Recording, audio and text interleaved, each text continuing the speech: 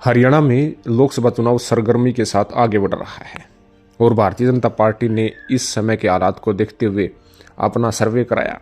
इस सर्वे में भारतीय जनता पार्टी को ही बड़ा झटका लगा। हम संपूर्ण जानकारी देंगे कि किस पार्टी को कितने सीट आते हुए दिखाया है, किस सीट पर कैसे मुकाबला है। आपसे आग्रह कि उससे पहले आप कमेंट अवश्य करें कि हरियाणा में किस पार्टी को कितनी सीट आएगी, क्योंकि आप वोटर हैं और फील्ड में रहते हैं, आपको ज़्यादा जानकारी जो है सर्वे एजेंसीज से भी ज़्यादा हो सकती है। कमेंट अवश्य करें, क्योंकि आपके कमेंट बड़े बड़े नेता भी जो है देखते हैं और हम सर्वे के आधार पर पिक भी करते हैं। आपको बता दें कि भारतीय जनता पार्टी हरियाणा में 10 की 10 लोकसभा सीटें जीतने का दावा कर रही है और पीएम नरेंद्र मोदी 400 पार का नारा दिया हुआ है। लेकिन विभिन्न एजेंसीज और राजनीतिक विश्लेषक हैं वो कुछ अलग ही दिखा रहे हैं। कहीं ना कहीं भारतीय जनता पार्टी को 400 पार सीट जीतने के लिए पूरे उत्तर भारत में 100% सीटें जीत दर्ज करनी होगी। लेकिन ये कितना सफल होता है ये तो 4 जून को ही परिणाम के समय पता लगेगा। लेकिन उससे पहले जो एजेंसीज की रिपोर्ट आ रही है, जो सट्टा बाजार का आंकड़ा आ रहा है, उससे भारतीय जनता पार्टी चिंतित है। बीजेपी अपने ही सर्वे रिपोर्ट में हरियाणा में फंसती हुई नजर आ रही है। हमारे पास मिली जानकारी के अनुसार भारतीय जनता पार्टी ने हरियाणा में 10 की 10 लोकसभा सीटों पर नया ताज़ा सर्वे कराया।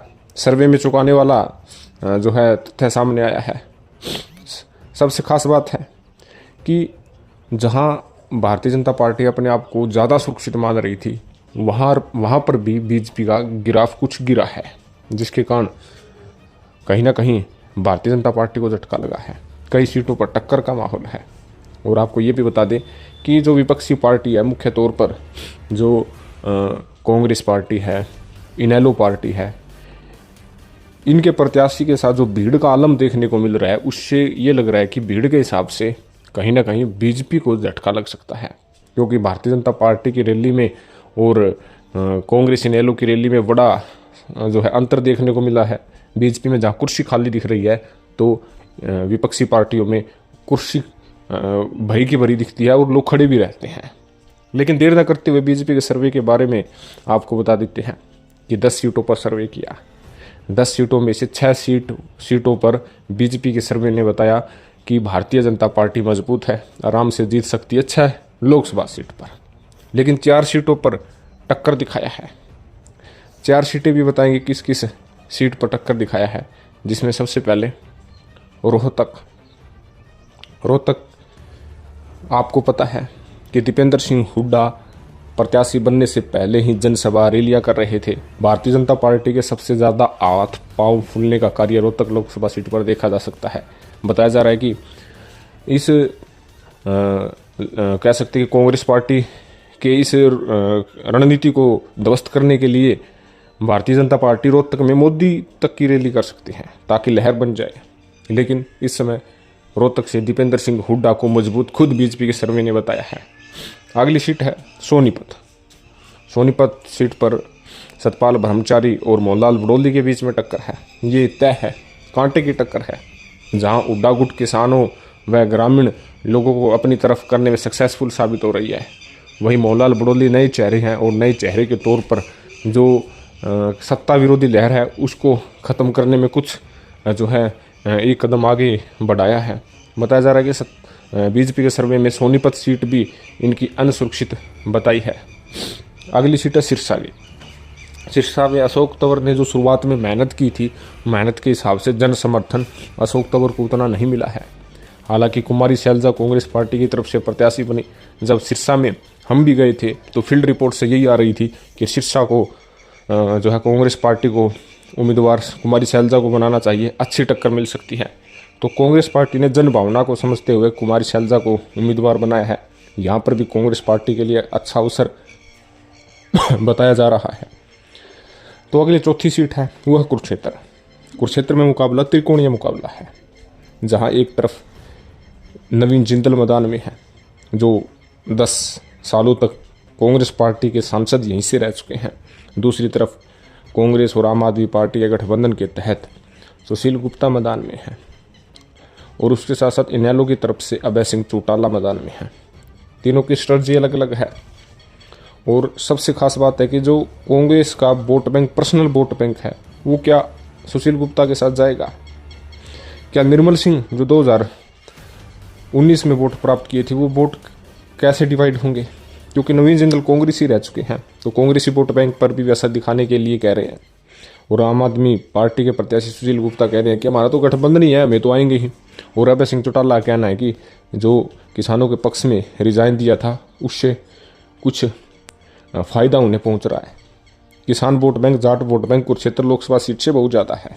और किसानों की जो यूनियन बनी हुई है कुरुक्षेत्र लोकसभा सीट से, कई कदावर नेता किसानों की यूनियन के यहाँ पर है। तो अभय सिंह चौटाला विशेष तौर पर इस वोट बैंक को अपनी तरफ मान रहे हैं, जीत का दावा ठोक रहे हैं। और ये भी बता दें कि नवीन जिंदल, सुशील गुप्ता और अभय सिंह चौटाला के जितने भी प्रोग्राम हुए हैं यहाँ पर लबालब भीड़ भी देखने को मिली है। तो बीजेपी के सर्वे में बताया कि 4 सीटों पर उन्हें इस वक्त नुकसान है।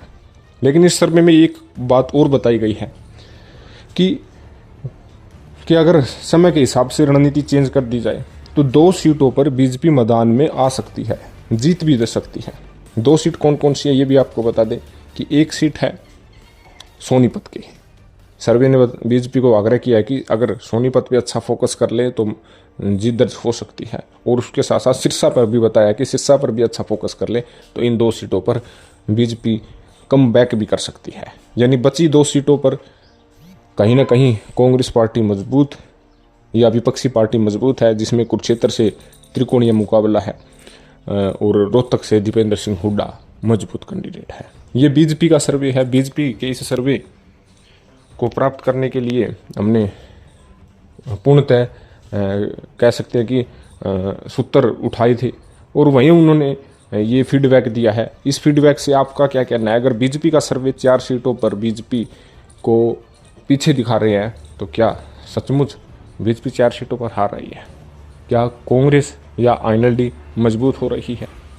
जेजेपी पार्टी का क्या रोल रहेगा ये भी देखने वाली बात होगी कि जेजेपी पार्टी कई जगहों पर अच्छा खासा वोट बैंक खींच रही है और जिसके कारण कई बड़े बड़े नेताओं का सियासी समीकरण बिगाड़ रहे हैं। कहीं ना कहीं इस सर्वे रिपोर्ट से भारतीय जनता पार्टी के माथे पर चिंता है, क्योंकि 10 की 10 सीटों पर जीत का दावा ठोक रहे हैं। वहीं कांग्रेस और इनेलो के लिए एक अच्छा अवसर भी है। वो जो उन्होंने एज प्राप्त की है इलेक्शन की शुरुआत में, वो एज वो अंत तक रखते हैं, तभी ये सक्सेसफुल साबित होगा। 15 तारीख के बाद में हरियाणा का ये चुनाव अंतिम छोर तक चला जाएगा और कांग्रेस पार्टी या इनेलो पार्टी अच्छा मैनेजमेंट करती है तभी जीत सकती है, क्योंकि बीजेपी मैनेजमेंट में जो है बहुत अच्छी प्रकार से हैंडल करती है। मैनेजमेंट के बल पर ही 2014 और 2019 में बीजेपी हरियाणा में जो है अच्छी सीटें जीत सकी है। तो मैनेजमेंट अब तय करेगा कि किन सीटों पर कौन सी पार्टी जीतेगी। तो आपका क्या कहना है? आपको क्या लगता है हरियाणा में किस पार्टी को कितनी सीट आएगी? कमेंट करके ज़रूर बताइएगा। हम आपसे सवाल इसलिए पूछते हैं क्योंकि आप फील्ड में रहते हैं, वोटर हैं, और वोटर जो होता है वो भली बात ही जानकर ही कमेंट करेगा। साफ साफ शब्दों में कमेंट करे। आपके कमेंट सर्वे के आधार पर तो हम पिक करते ही करते हैं, बड़े बड़े नेता भी देखते हैं। साफ साफ शब्दों में कमेंट करें। धन्यवाद।